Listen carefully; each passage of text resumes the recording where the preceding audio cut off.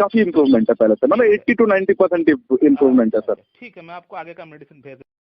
दोस्तों, आपने अभी ये जो कन्वर्सेशन सुना, ये हमारा और हमारा एक पेशेंट का है जिनको पिछले 2 साल से सेक्स रिलेटेड प्रॉब्लम थी। और आज इस वीडियो में ये बताऊंगा कि कैसे इनका सेक्स प्रॉब्लम हम लोगों ने सॉल्व किया, जो कि सिर्फ 2 महीना में लगभग 90% सॉल्व हो चुका है। वो कैसे सॉल्व हुआ, हमारा क्या अप्रोच रहा, हम लोगों ने इनको ऐसी कौन कौन सी मेडिसिन खिलाई जिससे कि इनका प्रॉब्लम एकदम जड़ से समाप्त हो गया।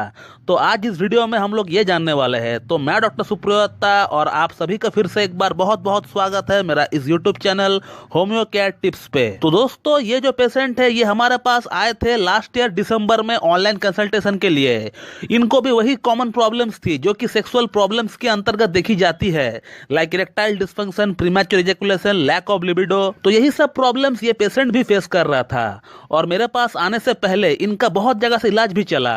उनमें से 2 बड़े यूट्यूब के सो कॉल्ड होम्योपैथ भी थे जिनका वीडियोस आप लोग बड़ी चाह से देखते हो। मगर दुख की बात यह है कि किसी एक भी होम्योपैथ ने इनका केस को सही से रीड ही नहीं कर पाया, पढ़ ही नहीं पाया। ये जो पेशेंट है ये केस टेकिंग के दौरान बार बार एक ही बात को रिपीट कर रहा था, बार बार एक ही बात को दोहरा रहा था। उस पर अगर कोई एक भी होम्योपैथ ने गौर फरमाया होता तो ये जो पेशेंट है ये कब का ठीक हो गया होता और इनको मेरे पास आने की नौबत ही नहीं आती। दोस्तों, ये जो पेशेंट है इनको आज से 3 साल पहले ट्यूबरकुलोसिस यानी टीबी हुआ था। और टीबी होने का बाद से ही इनको जितने भी सेक्स संबंधित प्रॉब्लम्स है वो स्टार्ट हुआ। उससे पहले ये पेशेंट बिल्कुल फिट एंड फाइन थे।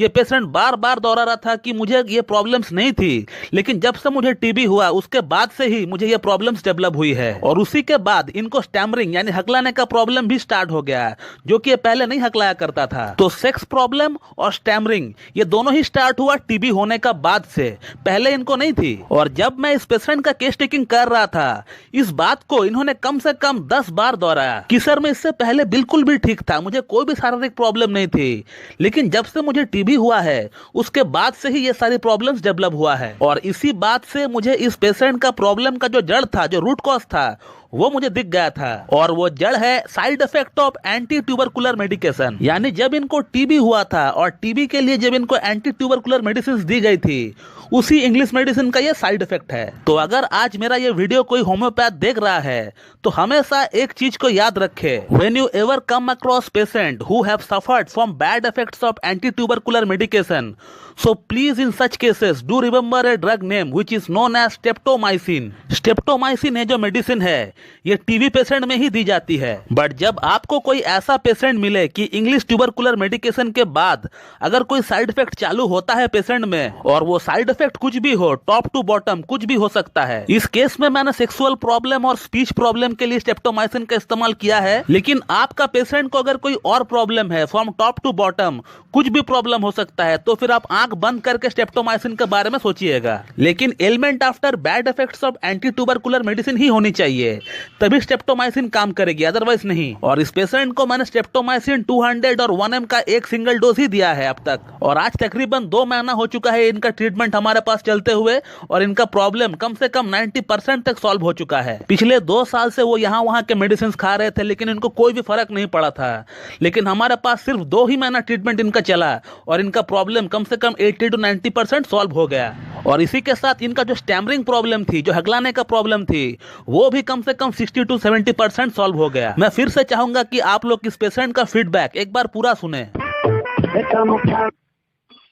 हेलो जी, मैं बोल रहा था जी डॉक्टर दत्ता जी जी जी। आपका जो ट्रीटमेंट चल रहा है हमारे पास, इरेक्टाइल डिस्फंक्शन, प्रीमैच्योर इजैकुलेशन का, इन शॉर्ट अगर मैं कहूँ सेक्स प्रॉब्लम का जो ट्रीटमेंट चल रहा है 2 महीना से, उसमें कितना इम्प्रूवमेंट आपको हो रहा है?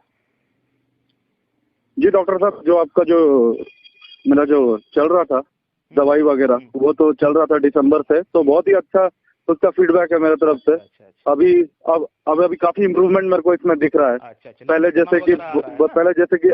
जैसे कि काफी दिक्कत था, काफी ये सब मामला में मैंने तो आपको सभी कुछ शेयर किया है। हाँ हाँ, शीघ्र पतन का, हाँ, लैक ऑफ।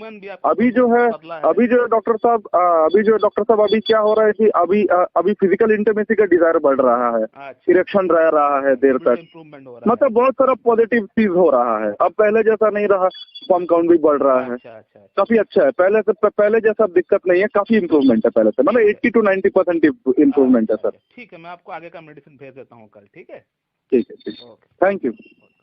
और इस महीना मैंने इस पेशेंट को स्ट्रेप्टोमाइसिन 10 mg का एक सिंगल डोज अभी तक दे दिया है। तो इस वीडियो में आपने ये देखा कि कैसे एक सटीक होम्योपैथिक ट्रीटमेंट की मदद से सिर्फ 2 ही महीनों में impotency, erectile dysfunction, premature ejaculation, lack of libido, semen की क्वालिटी सभी में इंप्रूवमेंट लाया गया है। जबकि किताब में कहीं पर भी स्ट्रेप्टोमाइसिन के बारे में ये नहीं बताया गया है कि ये सेक्सुअल स्पेयर में काम करती है। तो यही है क्लासिकल होम्योपैथी, यही है इसकी खासियत, यही है इसकी सुंदरता। यहाँ पहले से कोई भी रेमेडी सेलेक्ट नहीं रहता है हमारे लिए, और इसीलिए होम्योपैथी में medicine case to case, person to person vary करता है। Fixity of ideas doesn't work in homeopathy. जब भी कोई पेशेंट आता है तो हमें नई तरीके से फिर से स्टार्ट करना पड़ता है उसके लिए। तो दोस्तों, मैं इस वीडियो को यहीं पे एंड करता हूं। So thank you very much and have a good day.